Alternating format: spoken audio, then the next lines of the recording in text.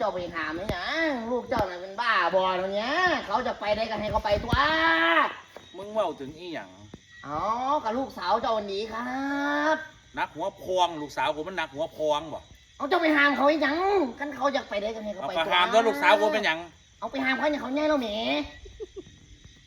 เป็นบ้าตีตอนเจ้าเป็นไม่รุ่นยังไงล่ะพ่อแม่เจ้าหามอ่ะเนี่ย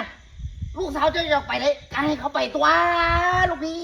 ไปไหนมึงไหนลูกสาวกูไปไหนเอาเขาจะไปเที่ยวอะไรยังไงเขาไป เที่ยวกับไผ เที่ยวกับไผ เที่ยวกับกูบอกกูเอาเขาตัว ผู้บ่าวมันมีเป็น100คน เอาอยู่ว่าสินี่ผู้เดียว ไผ คุยนี่แม่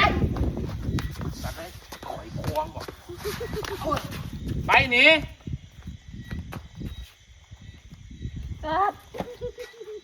บอกแล้ว ขอบคุณค่ะ ตัวกูถีบลุย เล่าน่ะห่วงลูกสาวให้ยองน่ะ กูเมาแล้ว ห่วง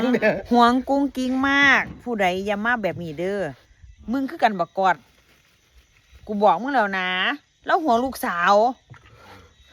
มึงถึกตีนแท้มึงถึกตีนแท้กูบอกให้ เออ